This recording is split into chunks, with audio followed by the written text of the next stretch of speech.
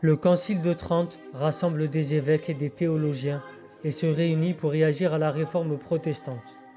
Je vous avais déjà parlé de Luther, on le refera dans une vidéo plus longue sur ma chaîne YouTube.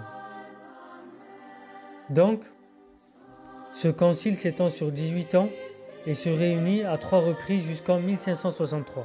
Qu'est-ce qui s'est passé? Le 13 décembre 1545, Paul III inaugure le Concile de Trente. 19e concile convoqué par Paul III dès 1542 en réponse aux demandes formulées par Luther. Le concile ne débute que le 13 décembre 1545. Il se déroule pendant 18 ans sur 25 sessions sous 5 papes. Paul III, Jules III, Marcel II, Paul IV et Pie IV, et dans 3 villes différentes. Donc peu à peu s'affirme la réaction à la réforme.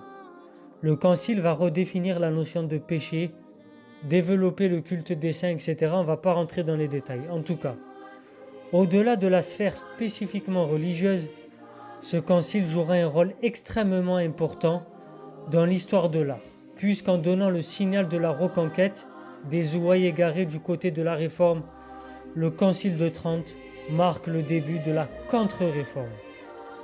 Il incitera l'Église à encourager tous les procédés persuasifs à disposition.